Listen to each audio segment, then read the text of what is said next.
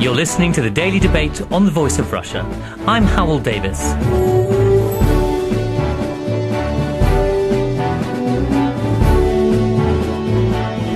Today we're discussing the future of Britain's infrastructure, the vital sinews that keep the country moving and the economy growing. Last month, the government announced £100 billion worth of projects focusing on transport networks, power generation and housing. Danny Alexander, the Secretary to the Treasury, said these were the most comprehensive, ambitious and long-lasting capital investment plans the country has ever seen. While just this week, Heathrow Airport announced plans for building a third and possibly a fourth runway. But there remain significant problems with the country's infrastructure and the government's ambitions. Regulators warn we could face blackouts in coming years due to a failure to build enough power stations. While the price of the flagship HS2 project, the high-speed rail link from London to the Midlands, has shot up to £50 billion. As well as the financial concerns, there are also environmental worries, with activists warning that the government is failing to pay enough attention to the environment when it plans projects. Here to discuss these issues with me are Christian Woolmer, transport specialist and author, Fiona Harvey, environment correspondent for The Guardian, and Robert Oxley, campaign director at the Taxpayers Alliance. HS2 seems to be one of the key projects at the moment that seems to have problems, especially with the cost of it. Is it indicative of a certain failure to handle infrastructure projects properly, do you think? Christian? There's never been an infrastructure project as big as this one, so inevitably there are problems about it. But I think the problem lies deeper than that. Essentially HS2, which is a line between London and Birmingham, then on to Leeds and Manchester, is a project that was dreamed up without a proper purpose behind it. So instead of looking at Britain's infrastructure needs, whether they be railways, roads, or better access to ports or whatever, somehow this project emerged as kind of dealing with a relatively small problem, which is overcrowding on a particular line, the main line, the West Coast main line, and then kind of gathered momentum because it was supported by the Transport Secretary in the last government, Lord Adonis, and suddenly got picked up by all three political parties without a proper assessment of it. So now that we're finding that the costs are increasing, and the estimate now is around 50 billion, whereas it started at around 30, 35, if you include rolling stock. Now that the costs are increasing, there is some rising anxiety about it from various political quarters. We've had Ed Balls coming out today saying that it may be time to look at it again. And Peter Mandelson, Lord Mandelson now, of course, also coming out and saying it maybe not be a project we need to do. Absolutely. And that means that things are really happening in the wrong way round. Because this debate should have occurred right at the beginning, where it should have set out as possibly one alternative of several, and then we would have had a proper discussion, and then it would have been backed. Instead, we're now having this discussion, and indeed there is a risk that it will now become a sort of political football, with one side, possibly Labour, against it and the others for it. Robert, you must be worried that we're wasting money hand over fist here.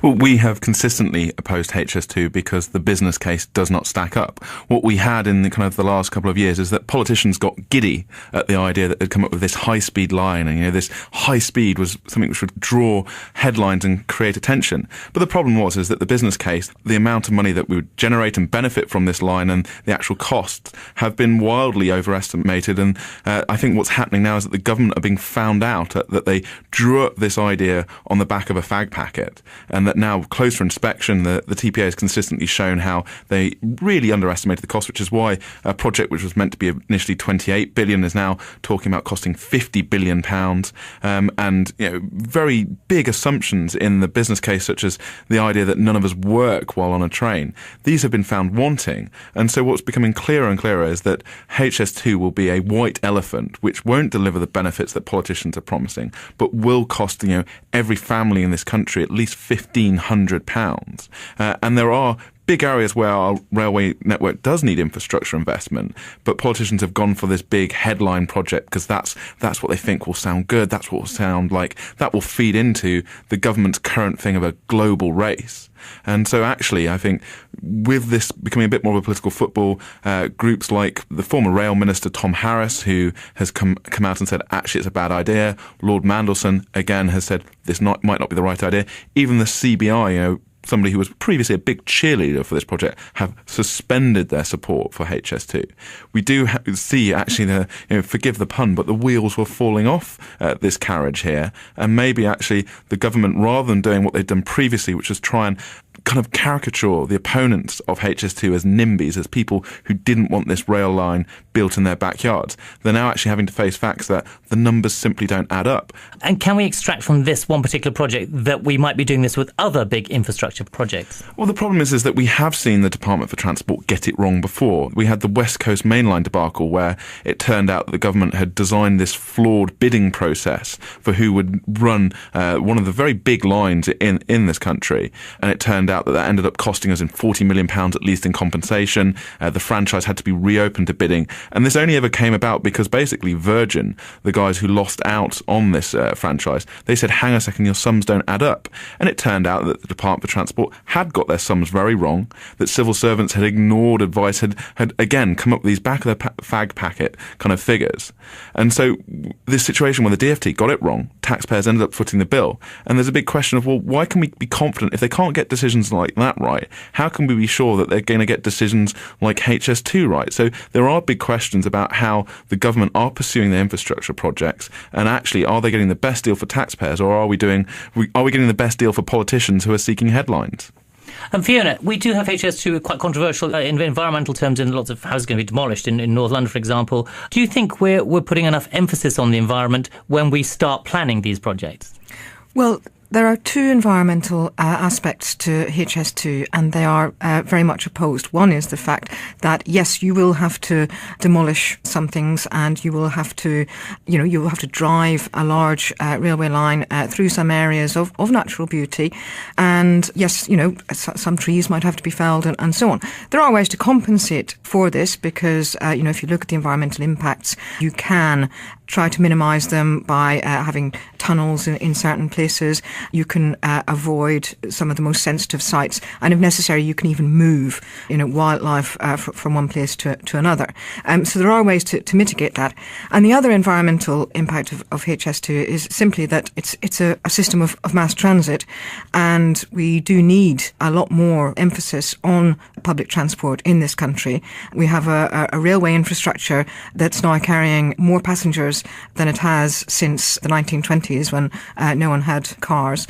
It's creaking. There hasn't been enough investment in that railway infrastructure, and we really need to get people off roads and increasingly off aeroplanes and onto the railways. Well, that would seem to argue in favour of HS2, wouldn't it? Yes, absolutely. That's a very strong case to be made in favour as well. We've just heard the cases against. This is not an easy issue. It will cost a lot of money, and yes, it's a big infrastructure project. But if you just say, oh, well, we've got to be really scared of any big infrastructure project, then you get this kind of stasis that we've been in for decades now. So, we really haven't done a lot in terms of big infrastructure, and I think that's partly why people are so scared of it. But I'm not persuaded at all about this argument that it's going to take anybody out of the sky. Because actually nobody much flies between the places that are going to be connected. Certainly there are virtually no flights between London and Birmingham. So that's the first stage.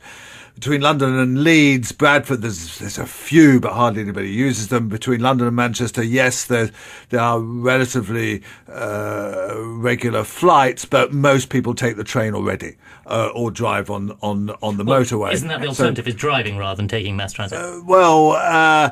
No, because there is actually a perfectly good train service, and the supporters of HS2 admit that about 40% of people will be existing rail users who will simply transfer to a higher speed line. And that's not an environmental benefit, that's an environmental disbenefit, because, of course, a high-speed train uses much more energy, not just sort of proportional. It's kind of exponential in terms of the amount of energy it uses. So these trains are scheduled to travel at 300 kilometres an hour, possibly up to 350 kilometres an hour. And that's really going to use up much more CO2, much more fuel than the existing trains. Isn't the killer for HS2 is that's 50 billion that could be spent elsewhere? Oh, absolutely. I mean, my argument, and I'm a real rail enthusiast and I write books about the history of the railways, but why I'm so against this is that it will suck all the money out of the existing rail system, as has happened to some extent in France and Spain, other places where there is extensive high-speed networks. All the money has been focused on that.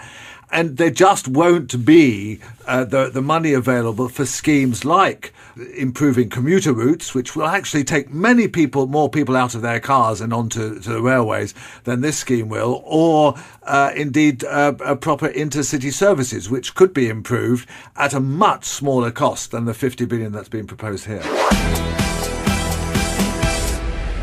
You're listening to The Voice of Russia, and today we're discussing the future of Britain's infrastructure.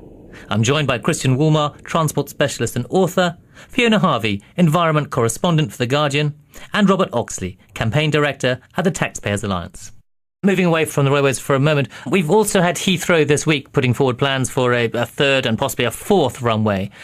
That's been bogged down for decades now. Robert, do you think that our planning processes help to build a proper infrastructure, or do they just mean more delay and more problems? Well, I think it's two sides of things. We need to address the Heathrow question. The airport capacity in London is a big issue, and I think many people, we've seen it on the front page of magazines today, the fact is more people want to fly out of Britain. By 2030 it's going to be 480 million people. By 2050 it's going to be even higher. It's 220 million people today. Lots of people want to fly out of London. Heathrow at the moment is operating at about 95% capacity. I think many people recognise the argument for a hub, the fact that people want to be able to fly in and make those connections. That strengthens business. Boris Johnson, the mayor of London, who is opposed to expanding Heathrow, still recognises that we need that hub airport. But the problem is that politicians don't want to address the political arguments here, because they know that by proposing an expansion of Heathrow, they are going to affect some important constituencies. And so they have put off this decision. This is why we've got the Davies Commission, which Heathrow is making the submission to at the moment, saying that they should have a third runway. This is why Boris is proposing a big runway, a big airport out in the southeast. But for too long, politicians have put off these decisions. And we're feeling the constraints here, not only in the business terms, but we're also seeing the environmental impact. Because we've got so many planes holding, in holding patterns around London, we're seeing, CO2, we're seeing greater CO2 emissions into London. So if you actually wanted to solve some of our CO2 emissions at the moment, expanding Heathrow would be a very strong argument there. And I think the other thing is that one of the biggest opponents to Heathrow expansion are the southwest suburbs, the boroughs, which in many of those areas are very well-to-do. And what we have is we have an opposition for people who don't like the sound and don't like the noise of Heathrow. But yet, look at many of those residents. They are on above average more likely to fly. So, there is a big issue here that needs to be addressed by politicians, and the planning laws certainly getting in the way, but it's time we need some leadership on the issue. Fiona, there's an environmental argument in favour of third and fourth runways at Heathrow. Yes, there is. There are environmental arguments either way, but unfortunately neither case has yet been proved. And I think that the first thing you've got to do, if you're looking at a third runway, is to prove to me that there would be less CO2 because there'd be fewer planes in holding patterns. What tends to happen when you get the expansion of any airport is simply that you get more planes.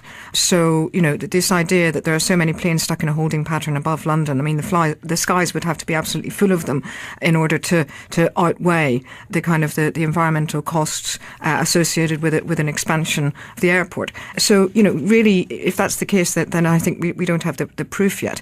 The other sort of environmental case, sort of that some people put forward in favour of Heathrow expansion is this idea that people need to be able to get to Heathrow, by means other than flying from around the country, and that therefore, they could sort of come to Heathrow by train and then get to where they need to go, and that sort of takes pressure off airports in other places around the country. Again, I don't think that's been proved at all. And also, what people who run airports in the regions, what they want is they want their own airports to expand and to have international flights. They want there to be a more distribution of international flights around the country rather than everyone having to come to London. So these are the kind of opposing forces.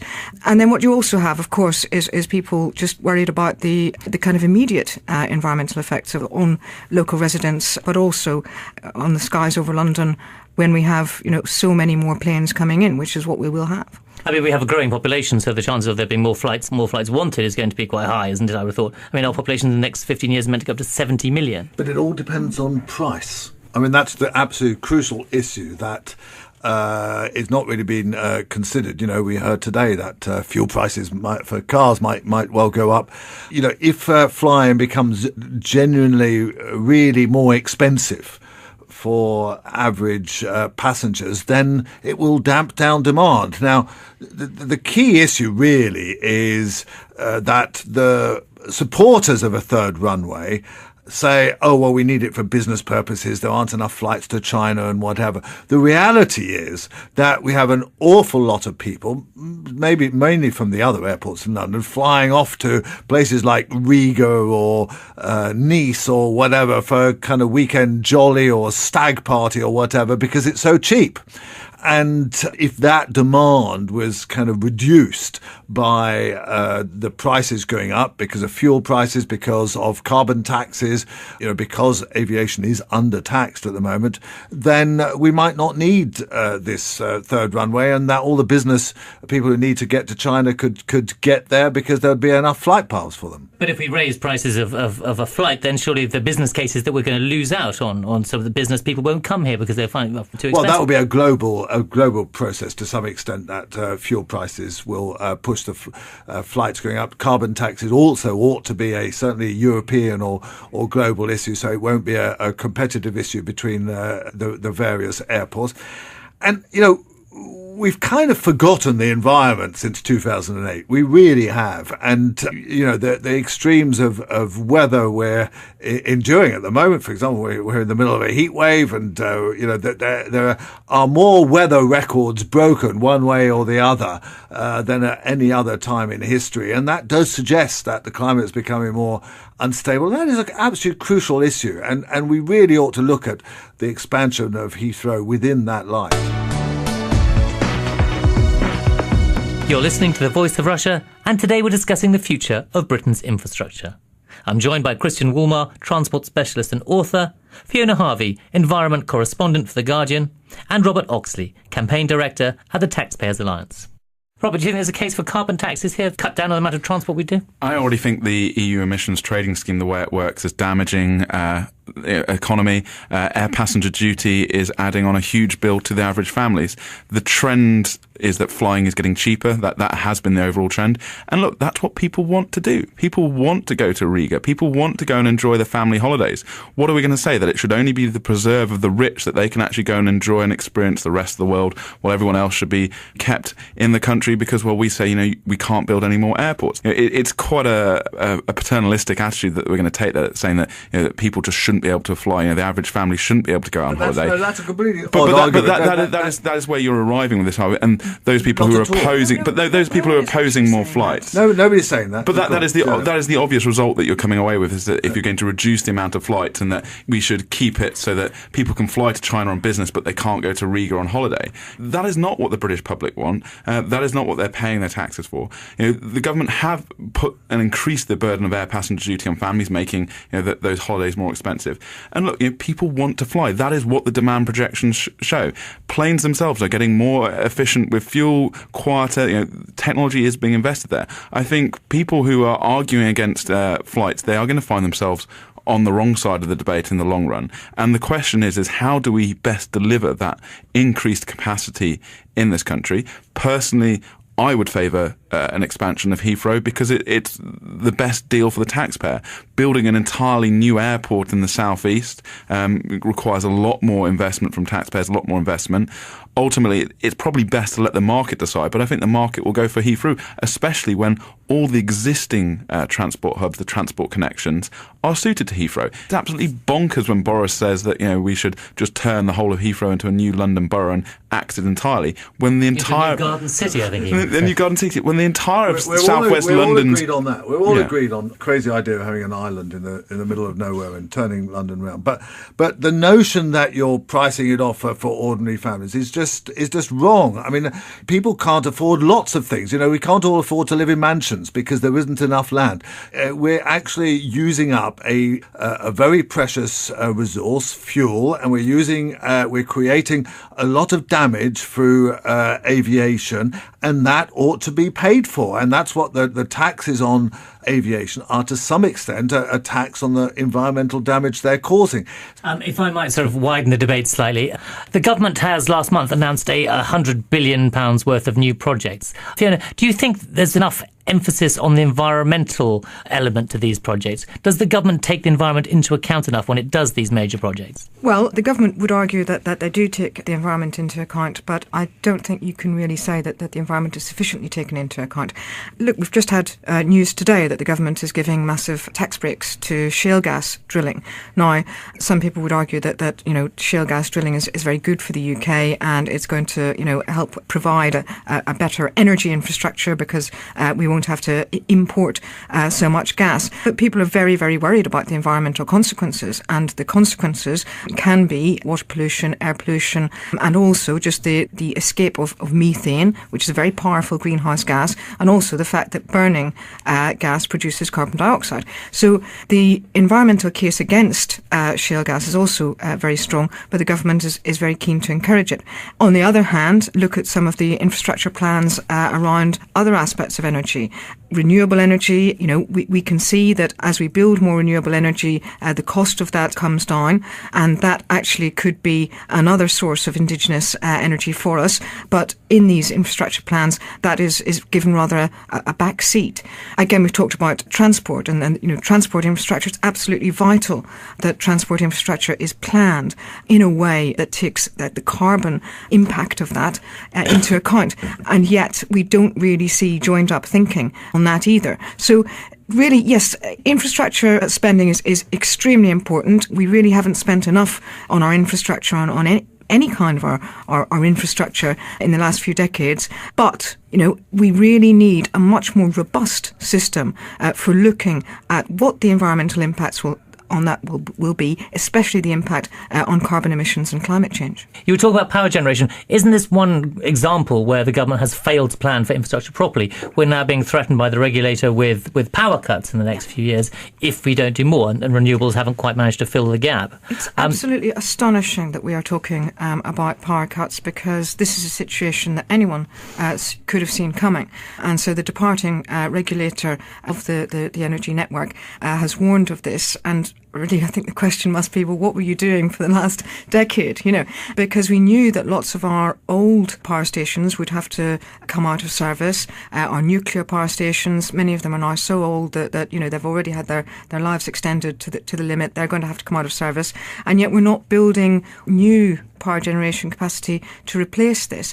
And this is a situation that we should have seen coming, and successive governments have really failed. And I think part of the reason why they've failed is because there is just a fear of investment in infrastructure, because what happens when you try to invest in infrastructure in this country is, unfortunately, many people will just sort of leap upon you and say, oh, you can't do that, that's all wrong. You can't do that here. Yes, exactly. And that's a real problem. Robert, is the power generation failures, is that illustrative of a lack of joined-up thinking from government? Well, I certainly think there's been a failure to plan, and right to highlight that we haven't addressed that issue. The problem with the renewables investment that we have at the moment is that the government are having to subsidise it, and the way that the government are looking at this infrastructure investment is they're having to guarantee a price for, say, offshore wind, which is where they're going for a really big push, and they're guaranteeing a market value for the people who are producing offshore wind at 3 times the actual rate. They're going to miss their targets on bringing that rate down. We've seen that by 2020.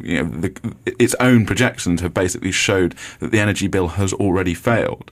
And the problem is what we've got a situation is where the government has failed to plan for this problem. So they're desperately running around trying to meet their own decarbonisation targets, targets which they've effectively gold-plated from 10 years ago and not really looked at the way the economy has changed. And it's meant that they've got this situation where they've got to guarantee investment in the electricity infrastructure, but they need to ensure that private firms do that. So they've got into this ridiculous situation where they are guaranteeing prices for energy firms, reducing the risk that they'll run so that they will hopefully invest in this decarbonisation project. But at the same time, because they're having to make these guarantees, it means that they're having to shift the burden onto bill payers. So those ordinary families are going to see their bills rise. But this ridiculous situation where we failed to plan, we are investing in a technology which isn't reliable, guaranteeing... But it's not just renewables, is it? They've also got problems with nuclear. Utterly. EDF saying, right, well, we want price guarantees. But the problem is their decision has been to go for renewables. This isn't just a criticism of renewables. This is a criticism of the way that they've decided to approach this whole issue. But what would your solution be? Because the Taxpayers Alliance generally is against government spending. Yet it is perfectly sensible to subsidise renewables in their early stage, not for two reasons. One is because renewables are clearly better for the environment, but secondly also because it develops an industry and the prices might well catch up given the general overall rise in but their prices aren't coming down. That's the problem. Is there's been this big argument that that this huge kind of economies of scale investment in offshore wind would bring down the price, but we've actually seen by the government producing its own strike price that it's not doing that. It's going to miss its own targets. So we have this situation where the bill payers are subsidising Emirati sheikhs who are investing in these big offshore wind farms. So the people making the investment, as I said, it was the recent creation of the London Array, which is the biggest wind farm in London, in the UK. They're guaranteed a profit out of that at the expense of bill payers. And so, I agree that, decarbonisation, there is that benefit. But the problem is that the government have shifted onto this thing, gold-plated it, made it rapid. And look at what's happening in the United States. They have made a conscious decision to invest in shale gas. And the United States is enjoying lower energy bills, economic growth off the back of that, and industry returning to the United States because energy is cheaper there. So that would be my example, is that stop gold plating and investing so heavily in renewables and actually look at more affordable forms of energy and look at the technology which is actually going to make this better. In fact, shale gas actually it can emit more than burning coal in some circumstances if the wells that you drill are allowed to leak some of the methane into the atmosphere. And you can see that has happened in the US.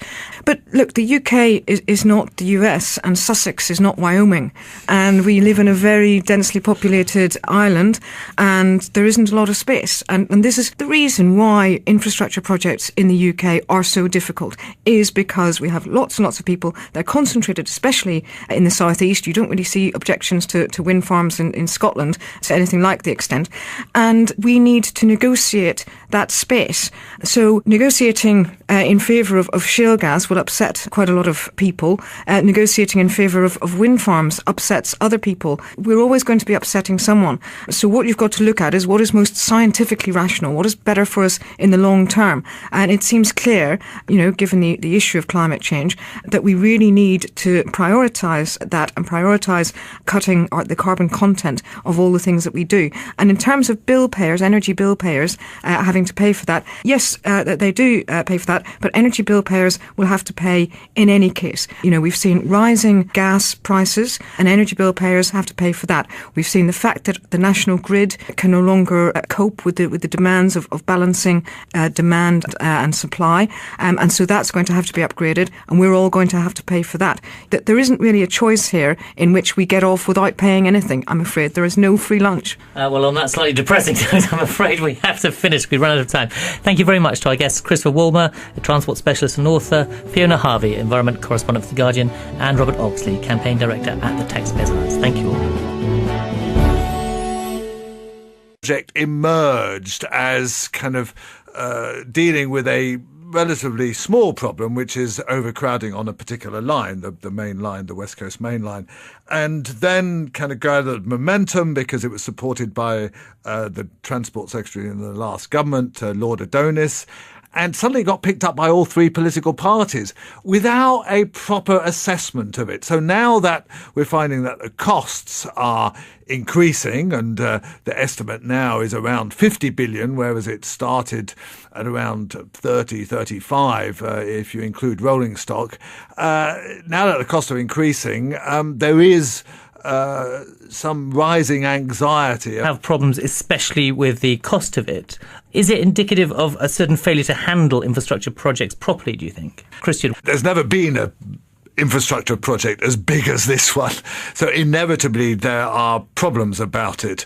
But I think the problem lies deeper than that. Essentially HS2, which is a line between London and Birmingham, then on to Leeds and Manchester, is a project that was dreamed up without a proper purpose behind it.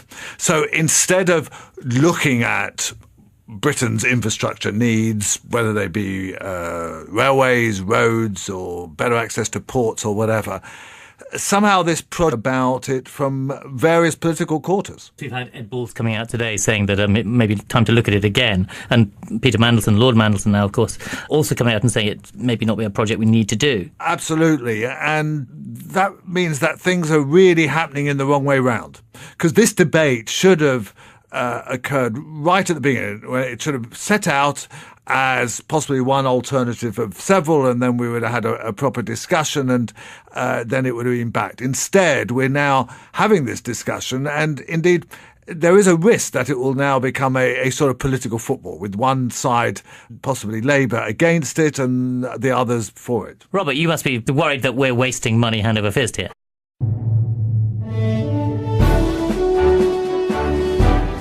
You're listening to the Daily Debate on the Voice of Russia. I'm Hywel Davies.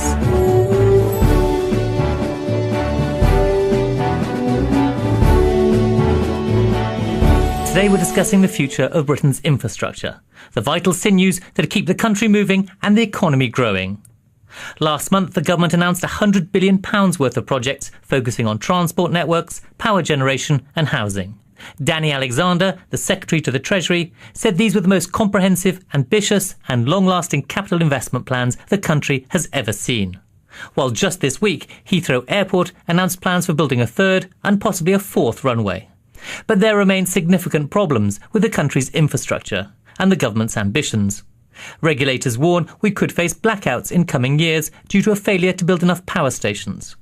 While the price of the flagship HS2 project, the high-speed rail link from London to the Midlands, has shot up to £50 billion. As well as the financial concerns, there are also environmental worries, with activists warning that the government is failing to pay enough attention to the environment when it plans projects. Here to discuss these issues with me are Christian Woolmer, transport specialist and author, Fiona Harvey, environment correspondent for The Guardian, and Robert Oxley, campaign director at the Taxpayers Alliance. HS2 seems to be one of the key projects at the moment that seems to have